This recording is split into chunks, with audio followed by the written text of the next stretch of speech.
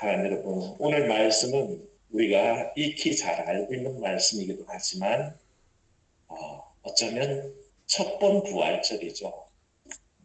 첫 번 부활의 저녁에 있었던 일입니다.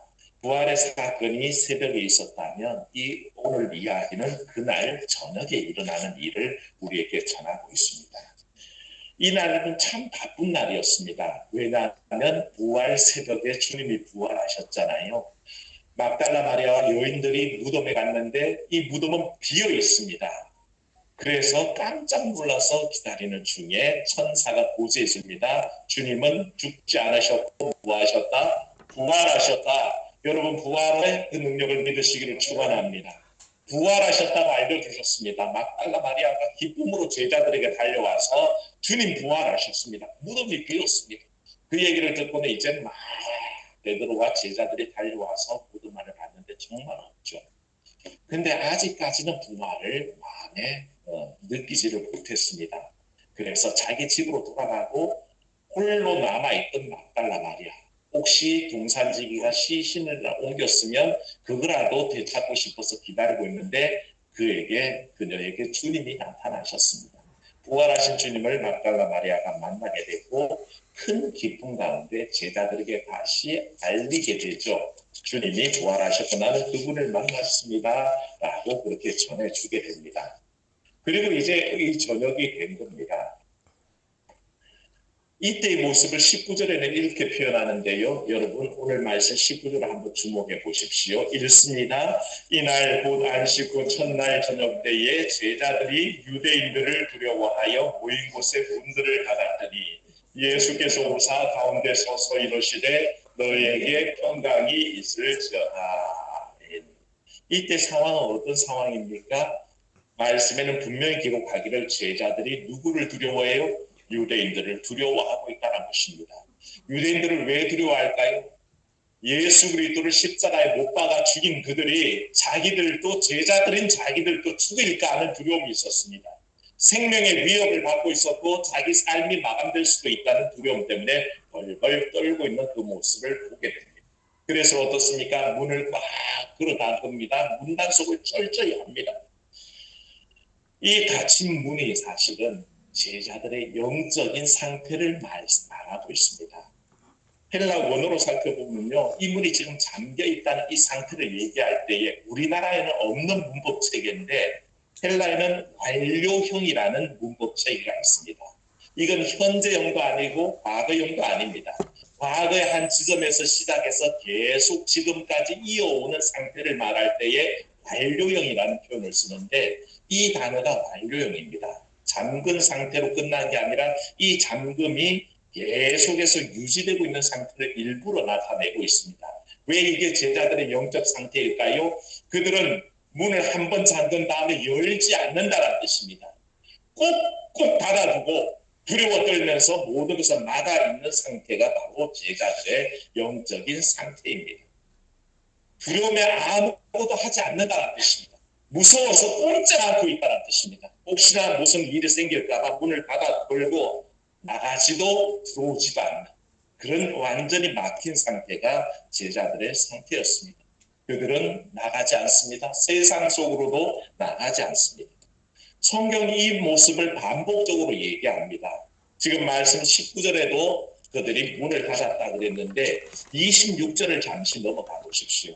그때에 여드레가 지났는데 제자들이 다시 집안에 있을 때 도마도 함께 있고 뭐들이 닫혔어요? 문들이 닫혔다. 성경은 자꾸 의미를 다시 반복하면서 그 상황을 보여주고 있는 겁니다. 요한은 그것을 굉장히 주목하고 있는 겁니다. 첫날 저녁에도 문을 닫아 걸더니 여드레가 지났는데도 여전히 문을 닫아 걸고 있는 그 제자들의 영적인 상황을 표현하고 있다는 것입니다. 부활의 저녁이나 여드레가 지난 그 저녁이나 똑같은 모습으로 그들은 변함없는 모습을 가지고 있습니다. 첫날의 상황이 어떤 상황이었습니까? 막달라 마리아가 부활하신 주님을 보고 와서 제자들에게 얘기했습니다. 내가 부활하신 주님을 만났습니다. 그렇게 전했음에도 불구하고 그들은 문을 닫아들었죠. 여드레가 지난 다음에 그 상황은 어떻습니까? 예수님을 제자들이 만났잖아요. 누구만 빠져 있었습니까? 도마만 빠지고 나머지 제자들이 다 예수를 만난 직후의 일입니다. 그럼에도 여전히 제자들은 그 부활하신 주님을 만났음에도 문을 굳게 닫고 있는 모습을 보게 됩니다.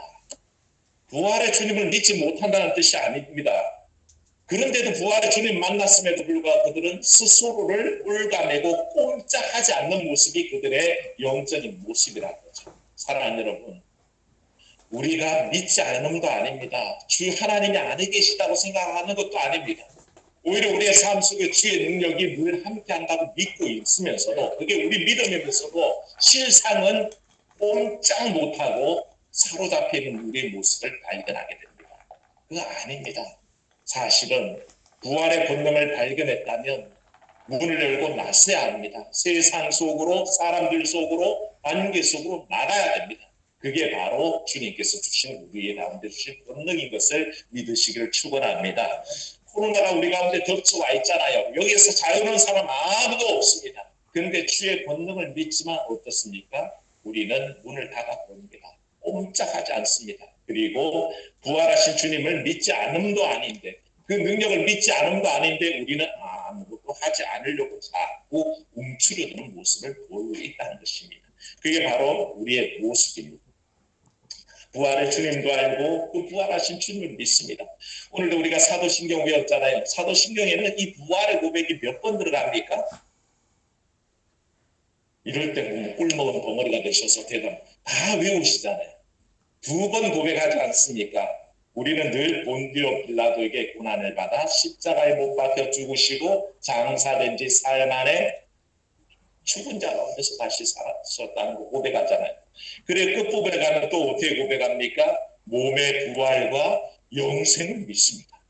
사도신경 한 번 외우는데 우리는 부활을 2번이나 고백하는 거죠. 그렇게 부활의 주님을 고백하고 있으면서 그래서 우리가 믿지 않음이 분명한데도 마치 우리의 살아가는 삶을 가만히 보면 주님의 부활이 없는 사람처럼 살아가는 겁니다. 생명이 없는 사람처럼 살고 부활의 권능이 내게 임하지 않는 것처럼 산다는 겁니다. 그 결과가 오늘 우리의 모습입니다. 꼼짝하지 않는 모습. 우리 가운데 열린 문이 있고 능력의 문이 있고 은혜의 문이 있고 영생의 문이 앞에 있는데도 가만히 닫아둡니다. 그래서 마치 하나님은 아무것도 못하는 존재처럼 우리 스스로가 제한하고 꼼짝 않고 갇혀있다는 것을 알게 되죠. 그게 우리의 모습입니다. 그런데 그 모습 가운데 우리 주님께서 나타나셨습니다. 사랑 여러분, 우리는 문을 닫지만 주께는 그 닫힌 문이 소용없다는 것을 깨달으시길 바랍니다. 사람들은 문을 닫고 안심하지만 사실은 그 문이라는 게 인간의 제한이지 예수 그리스도는 그 문의 제약을 받지 않습니다. 오늘 말씀이 그걸 증언합니다. 문을 꼭꼭 닫아뒀다 그랬습니다. 한 번도 연 적 없습니다. 완료 형태라고 그랬잖아요. 그때 한 번 끌어잠그고 지금까지 한 번도 열린 적이 없이 쭉 흘러왔는데 그 문을 뚫고 주님께서 나타나셨습니다. 사랑 여러분, 우리 주님을 고백하십시오. 주님은 열린 문인 것을 고백하는 여러분 되시기를 축원합니다. 한번 따라합시다. 주님은 열린 문입니다. 믿으십시오. 사람은 닫지만요 하나님 앞에는 열려 있습니다. 수많은 이들이 스스로 닫기도 하고 관계 때문에 닫혀 있기도 하고 상황 때문에 닫혀 있는 문이지만 주님께는 그 문이 소용이 없습니다. 닫혔다고요? 천만에. 주님께는 열려 있는 문이나 닫힌 문이나 똑같은 문입니다. 그저 그 속을 지나셔서 나타나셨다는 거죠. 주님은 열린 문입니다. 요한계시록 3장 말씀에 보면 빌라델비아 교회를 향한 말씀이 있습니다.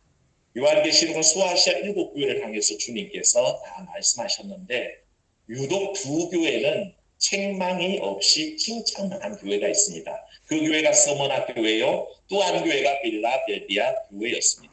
그런데 이 빌라델비아 교회를 향해서 주님 말씀하실 때 뭐라고 그러셨냐면 다윗의 열쇠를 가지시니 곧 열면 닫을 사람이 없고 닫으면 열 사람이 없는 그가 이르노라. 우리 주님이 어떤 분이라고요? 예, 닫으면 열 사람이 없고 열어두면 아무도 못 닫는다고 그랬습니다. 바로 주님께서는 열린 문과 닫힌 문의 권세를 가진 분이라는 것입니다. 그러니 주님께서 사람의 닫아둔 문이 무슨 제약이 있겠습니까? 그런데 더 신기한 것은 주님께서 이 빌라델비아 교회를 칭찬하실 때 뭐라고 하시냐면 내가 네 앞에 열린 문을 두었으니 무슨 문을 둬요? 열린 문을 두었습니다. 사랑하는 여러분, 주님께서는 그 믿는 자녀 앞에 닫힌 문이 아니라 열린 문을 두시는 분인 것을 믿으시기를 축원합니다. 우리는 사람들은 스스로 갇혔다고 생각하는데 주님은 오히려 칭찬받는 교회, 칭찬받는 성도들 그 앞에 열린 문을 열어두신다는 거죠. 저는 이 말씀이 여러분들에게 오늘 위로가 되기를 바랍니다. 그 열린 문이 우리의 사업을 열고 우리의 가정을 열고 우리의 자녀들의 미래를 열어주는 그 문이 되기를 원합니다. 주께서 그 문을 열어두셨다고 우리에게 말씀하시는데 그 칭찬 속에 그렇습니다. 네가 작은 능력을 가지고서도 내 말을 지키며 라고 칭찬하셨습니다. 사실 작은 능력이라는 건요. 모든 게 닫혀있는 듯이 보이게 만듭니다. 작은 능력이 어떻습니까? 일 못할 것 같잖아요. 이 작은 능력으로 뭐 할 수 있겠나 싶어서 하나하나 틀어막고 꼼짝도 안 할 것 같은데 주님은 그 빌라델비아를 칭찬하실 때 네가 작은 능력 가지고도 내 말을 지켰으니 네 앞에 열린 문을 두겠다는 것입니다. 사람으로 볼 때는 다 길이 막힌 것 같은 그 작은 능력 앞에도 하나님은 길을 여신다고 말씀하셨던 거죠. 바로 이 주님 바라보며 우리 모든 삶, 여러분 삶 앞에 열린 문이 있으시기를 축원합니다. 주님은 그 열린 문을 허락하신 겁니다. 주님 자신의 열린 문이요 또한 그 주님을 신뢰하는 모든 이들에게 열린 문에 놀라운 은총을 주신다는 것을 오늘 우리가 바라봐야 됩니다. 그렇게 문이 꽉꽉 잠긴 그 속에 주님께서 열린 문 되신 주님께서 나타나셨습니다. 그리고 하신 말씀이 너희에게 평강이 있을지어다. 뭐가 있으라고요? 평강이 있을지어다. 에이렌의 평화를 얘기하죠. 한 번만 얘기하신 게 아닙니다. 19절 말씀에 나타나시자마자 너희에게 평강이 있을지어다 얘기하시고 21절에도 뭐라고 하셨습니까? 너희에게 평강이 있을지어다. 보실 필요도 없습니다. 똑같이 말씀하셨어요. 26절에 여드름 안에 나타나셔서 또 말씀하시기를 너희에게 평강이 있을지어다. 이 말씀을 여러분들 주님 빌어주시는 이 평강의 기원이 여러분 삶에 임하시기를 바랍니다. 이 말씀을 자세히 뜯어서 생각하면요. 주님은 지금 일반적으로 평강을 기원하십니다. 실제로 제자들의 상황이 평강하냐 돌아보면 평강하지 않습니다.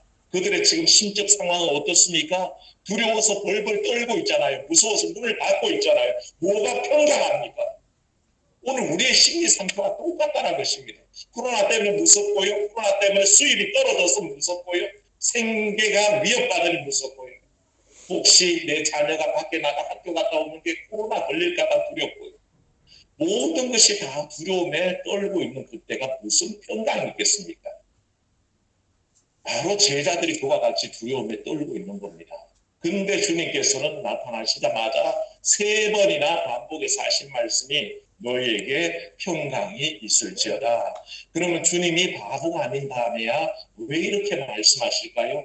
여기에 주의 뜻이 있습니다. 주께서 주시는 평강은 우리의 조건과 상황에 지배받지 않는다는 것을 믿으시기를 축원합니다. 주의 평강은 사람들의 평강과 다릅니다. 우리는 평강할 때 아무런 두려움이 없고 근심 걱정 없으면 평강하다고 생각하죠. 평안이 있다고 생각합니다. 그 모든 평안은 사실은 조건에 의한 평안입니다. 무엇 때문에 평안하고 무엇 때문에 평안하고 뭐에서 평안하고 뭐가 있어서 평안하고 이 모든 거 다 조건에 지배받는 거 아닙니까? 똑같지 않습니까? 내가 돈이 넉넉하니 걱정이 없어서 평강하고 내가 몸이 건강하니 평안하고 이 모든 것들은 사실 이유를 붙여서 평강을 얘기하는데 주님은 그런 이유가 없는 평강, 두려워 떠는 제자들에게 너희에게 평강이 있을지어다 원하실 때는 이 평강은 하늘로부터 오는 평강이지 조건이나 상황 때문에 주어지는 평강이 아닌 것을 분명히 하셨습니다. 그래서 참으로 그 하늘에 오는 절대적 평강을 우리가 누려야 합니다. 외적인 조건 때문에 흔들리지 마십시오. 무엇 때문에 좋고 무엇 때문에 평안하고 무엇 때문에 기쁘다라는 표현이 필요한 게 아니라 주님은 그 누구도 맛볼 수 없는 하늘의 평강을 일방적으로 주셨습니다. 그러니 그 주의 기원을 받는 여러분들 모두에게 이 평강이 넘치기를 축원합니다. 주님께서는 이 평강의 이유를 하나하나 몸소 보여주기 시작합니다. 왜 평강할 수 있는지, 왜 두려움 가운데 떠는 제자들에게 평강을 기원하실 수 있는지를 보여주시는 게 20절에 너희에게 평강이 있을지어다 하신 다음에 말씀하시고 손과 옆구리를 보여주십니다. 그 손과 옆구리 뭐가 있습니까? 주님의 못 박히신 못자국이 있고요. 옆구리에는 창자국이 있습니다. 이 못자국과 창자국은 뭡니까? 사실은 죽음의 증거입니다. 십자가에 못 박혔으니 그 옆구리가 창에 찔렸으니 죽어야 마땅한 거 아니겠습니까? 그런데 주님께서 그것을 다 지닌 채로 나타나셨다는 것은 그 증거를 통해서 보여주시는 게 명백해집니다. 나는 너희가 보고 있건데 죽음의 증거인 못자국과 창자국을 허리에 갖고 있지만 나는 죽지 않았다, 나는 살아있다라는 것을 보여주셨습니다. 다시 말하면 죽음의 권세를 이기신 주님 바라보기를 원하신 겁니다. 죽음의 권세가 어찌할 수 없는, 사망 권세가 건들 수 없는 그 주님을 주님께서는 손수 보여주시면서 그 증거로 사망의 권세가 날 이기지 못했다라는 것을 강변하셨고, 제자들이 이것을 보는 순간에 어땠습니까? 굉장한 기쁨이 넘쳐난 겁니다. 죽어야 되는 분이 살아나셨으니 그들이 기뻐하기 시작한 것을 우리가 보게 되는 것이죠. 이 기쁨이 우리 속에도 있기를 원합니다. 주님께서 죽음 권세 이기시고 사망 권세 이기시고 우리 가운데 살아계신다는 것은 우리의 기쁨의 이유입니다. 왜냐하면 지지난주 설교 때 말씀드렸지만 죽은 것은 아무것도 할 수 없습니다. 그러나 살아있는 것은 우리를 인도하시고 동행하시고 능력으로 함께 하신다는 겁니다. 그 주님이 살아계셨다는 것은 우리의 삶에 간섭하신다는 의미이니 우리가 기뻐할 이유가 충분하다는 것이죠. 그래서 주님께서는 그 손자국, 손에 있는 못자국을 보여주시고 옆구리에 창자국을 보여주시고 이제 끝난 것이 아니라 다시 시작할 때다, 다시 일어날 때다, 너희가 힘을 낼 수 있을 때다라는 것을 선포하신 겁니다. 이 희망이 가득 찬 모습을 제자들에게 보여주시고 네 가지를 부탁하십니다. 네 가지를 잘 기억하십시오. 21절 말씀 보면 따라해 보겠습니다. 나도 너희를 보내노라. 그게 첫 번째 명령입니다. 나도 너희를 보내노라.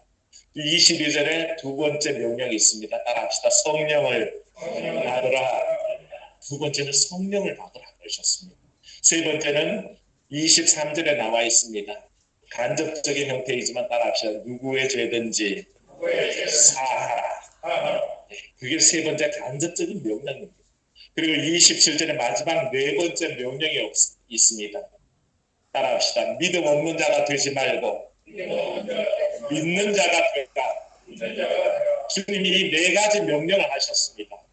기쁨을 허락하시면서 희망에 가득 차셔서 내가 너희를 보낸다. 성령 받아라. 누구든지 죄를 사해 주라. 그리고 믿음 없는 자가 되지 말고 믿는 자가 되라라고 그렇게 부탁하셨습니다. 먼저 주님은 너희를 보낸다고 하셨죠.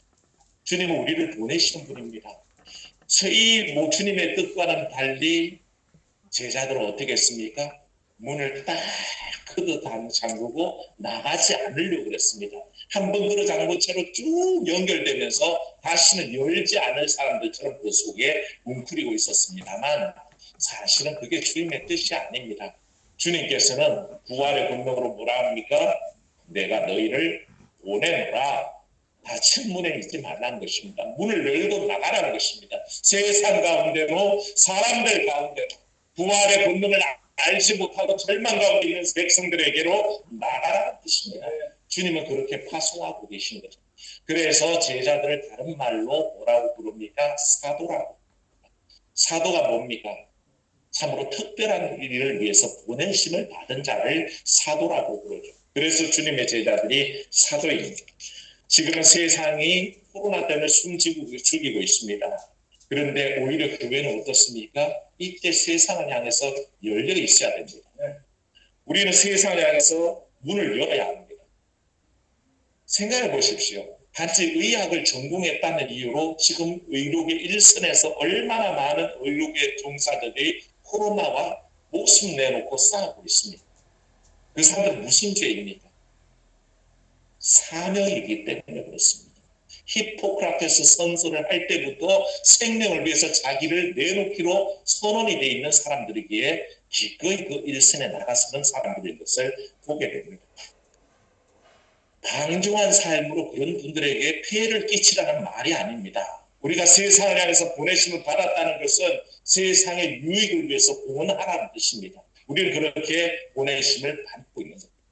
모두가 두려움에 떨고 있을 때에 오히려 그 두려움에 맞서는 사람이 있어야 한다는 것입니다. 그걸 주님께서는 제자들에게 너희가 나도 너희를 보내노라 하는 말씀으로 화성하고 있다는 것이죠. 사랑 여러분, 미국 9.11 테러가 났을 때에 수많은 사람들이 흙먼지가 피어오르고 온통 무너지는 건물들 속에 그 잔해가 퍼져나갈 때에 정신없이 도망친다고 바꿨습니다. 뒤도 돌아보지 않고 아비규환에 대해서 도망을 칠 때에 오히려 그 진원지를 향해서 달려가면서 빨리 피하십시오, 빨리 피하십시오, 도망가십시오. 말은 그렇게 하면서 정작 자신들의 방향은 그 무너지는 건물 잔해 더미로 달려가는 사람들이 있었습니다. 누굽니까? 경찰관들이요, 소방관들이요, 또 의료진들이 그리로 오히려 달려가고 있었습니다. 그 사람들 무엇 때문에 그럽니까? 미친 사람들입니까? 남들을 향해서는 빨리 도망가십시오, 빨리 피하십시오, 그렇게 외치면서 왜 자기들은 그 진원지를 향해서 뛰어가고 있었을까요? 사명을 가진 사람들이기 때문에 그렇습니다. 다 피하고 다 도망가도 그들은 피할 수가 없는 겁니다. 오히려 그 문제의 핵심으로 들어가야 할 사람들이 있다는 것이죠. 지금 미얀마에서 코로나의 어려움을 끊을 수도 없게 정치적 어려움 속에 지내고 있습니다. 수많은 젊은이들이 아침에 부모님께 인사하고 나갈 때 죽을지도 모르는 아버지 저 가요? 라고 얘기하고 하면 그날 저녁에 다시 들어올지 안 들어올지 알 수 없답니다. 시위 현장에서 어떻게 죽을지 알 수 없으니까 마치 우리나라 광주 민주화 항쟁 때 아버지 다녀올게요 나간 아들 딸들이 그렇게 생명이 쓰러졌던 것처럼 그와 같은 일들이 지금 미얀마에서 일어납니다. 각국 정부에서는 이미 해외 공간 직원들 다 철수하라고 명령을 내렸고요. 기업에서는 해외 주재원들 다 가족들 철수하라고 명령을 내렸습니다. 선교사님들도 철수하라고 명령을 내렸더니 선교사님들이 미얀마를 버릴 수가 없습니다. 죽음의 위험 무릅쓰고 죽으면 죽으리다 각오로 선교지를 지키겠습니다. 그렇게 선포하고 자리를 지키는 선교사님들이 너무 많습니다. 다 떠나도 나는 떠날 수 없습니다. 나는 이 자리를 지키겠습니다 하는 그게 사명자의 모습이라는 거죠. 사랑 여러분, 이게 남들 얘기처럼 보지 마십시오. 오늘날 부활의 증인된 모든 그리스도인들이 이와 같은 사명 안에 있다는 것을 잊지 마시기를 바랍니다. 그래서 교회는 코로나 상황에서 그저 문 꼭꼭 닫아두고 두려움에 떠는 장소가 아닙니다. 그리스도인들 역시 벌벌 떨면서 도망쳐야 할 사람들이 아니라는 것입니다. 우리는 오히려 더 그 진원지로 가까이 나아가야 됩니다. 이해하십시오. 방종하라는 말이 아닙니다. 함부로 행동하라는 말이 아닙니다. 마스크 더 철저히 쓰시고 손소독 더 열심히 하시고 사람과의 거리 두기를 하면서도 오히려 세상을 향해서 열려 있어야 한다는 것입니다. 오히려 두려워 떠는 사람들을 위로하고 그들에게 힘을 주고 돌보고 보살피는 역할을 교회가 결코 포기할 수 없습니다. 우리 스스로를 너무 과소평가하지 마십시오. 우리는 능력 있는 사람들이요 이 일을 하라고 부름받은 주의 제자여 사도들입니다. 결코 잊지 마시고 바로 파송하신다는 그 말씀에 의지하여 세상을 향해서 활짝 열린 문이 있다는 것을 알기를 원합니다. 그런데 착각은 하지 마십시오. 활짝 열리진 않았습니다. 굳이 표현하자면 제 표현입니다만 용서하십시오. 빼꼼 열려 있습니다. 지금은 코로나 상황에서는 교회의 문이 빼꼼 열려 있습니다. 그래도 닫혀 있지는 않습니다. 그래서 소통하고 있고 끊임없이 할 일을 해나가야 됩니다. 그게 교회요, 그게 그리스도인이요, 그게 바로 주께서 우리를 보내시는 이유입니다. 그래도 두려운 것은 사실이죠. 저 역시도 사실은 많은 긴장 속에서 매주를 보냅니다. 혹시나 우리 교회가 코로나 감염자가 나타났다라는 혹시 그런 위험이 있을까봐 매일 새벽마다 엎드려서 기도하고 매주일마다 기도합니다. 하나님 피하게 해주옵소서. 그런 일이 없게 해주옵소서. 그렇게 기도합니다만 이 두려움을 이기는 것을 사람에게 맡겨두지 않으셨습니다. 그래서 주님께서 두 번째 명령하신 게 뭡니까? 따라합니다. 성령 받으라. 주님께서 성령 받으라 하셨습니다. 사람의 일이 아니라 것입니다. 타성하기는 하지만 그게 두려움이 가득한 세상이요, 고통이 가득한 세상이요, 어려움이 있는 곳인지 아시기에 너희가 스스로 이기려고 하지 말고 뭐 받으라? 성령 받으라. 주의 능력으로 이겨나가라는 것입니다. 이 명령이 어디로 연결됩니까? 사도행전의 오순절 사건으로 연결됩니다. 그 오순절의 사건에 뭡니까? 숨어있던 제자들이, 벌벌 떨던 제자들이 어디로 나갑니까? 길거리로 나가잖아요. 거기에서 사람들 만나서 담대하게 예수 그리스도를 선포하고 하나님 나라를 전합니다. 다른 이유가 없었습니다. 성령의 능력으로 그와 같은 일을 감당할 수 있었다는 것입니다. 모든 그리스도인들의 결단은 성령의 능력과 직결되어 있습니다.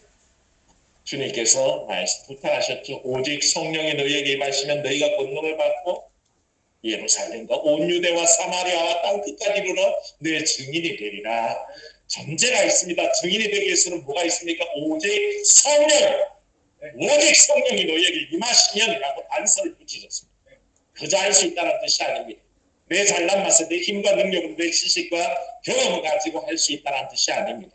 오직 성령이 임하시는 그런 일이 일어난다고 하셨기 때문에 주님께서 성령 받으라 하고 그렇게 명령하신 것이고요. 그 다음 명령이 뭐였습니까? 죄를 사하라는 것입니다. 이 말씀은 상징적인 의미가 있죠. 23절에 너희가 누구의 죄든지 사하면 사여질 것이요 누구의 죄든지 그대로 두면 그대로 있으리라 하신 그 말씀의 뜻을 우리가 받아야 됩니다.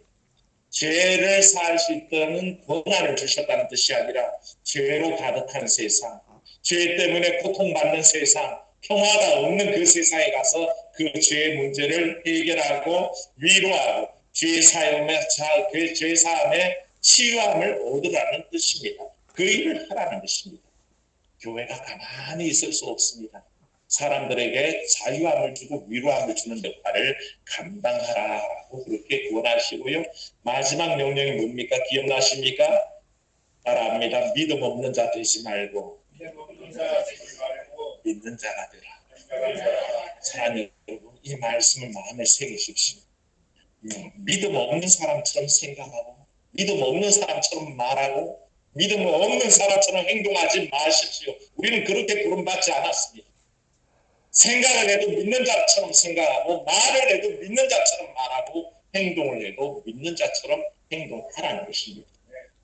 사람들은 끊임없이 위축되고 있는 이때입니다. 하지만 우리는 믿는 사람입니다.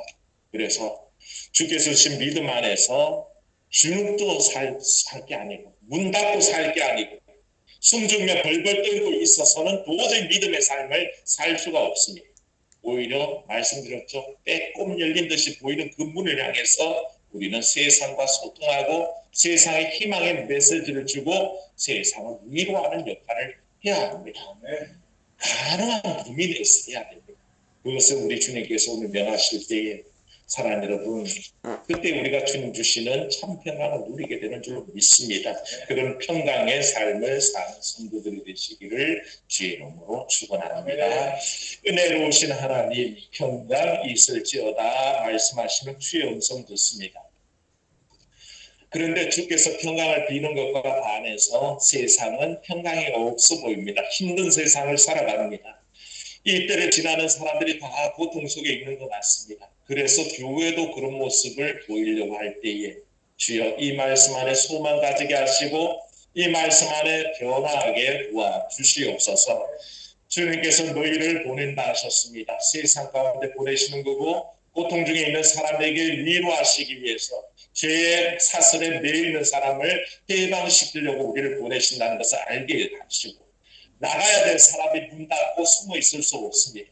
세상 속으로 뛰쳐나가야 되는데 어떻게 문 닫아 걸고 벌벌 떨고만 있겠습니까? 주의 명령 기억하고 세상 속으로 나가는 우리가 되게 하시고 이때에 우리는 무섭습니다. 두려워합니다. 성령 받으라 하셨사오니 성령의 권능을 힘있게 하여 주시옵소서. 그 능력 속에 일하게 하시고 주님께서 그저 보내지 않으시고 성령의 권능을 더딥혀서 보내시는 줄 믿고 주의 힘 의지하여 승리케 하여 주시옵시고, 참으로 하나님 죄 사함의 권세를 주신 것처럼 참으로 이 세상에 평화 없는 모든 사람들의 마음을 위로하고 죄의 권세 속에 억압받는 모든 이들을 해방시키는 그런 역할을 교회가 하며 성도들이 감당하게 도와 주시옵소서. 무엇보다 주의 말씀 받들어서 믿는 자가 되게 하여 주옵소서.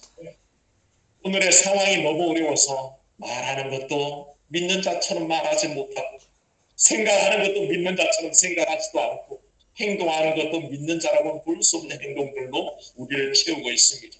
연약함을 도와주시옵시고 참으로 의심 없이 주의 능력 믿으며 주의 권능을 믿는 자처럼 행할 수 있도록 도와주시옵소서. 그리하여 때를 얻어서 참으로 주님이 허락해 주신 범위 안에서 또 방역당국의 방역 지침에 협조하면서 우리가 할 일들을 감당하는, 그래서 주의 크신 권능을 드러내는 교회와 성도들이 다 되게 역사하여 주옵소서. 주 예수님 이름으로 기도하옵나이다. 아멘.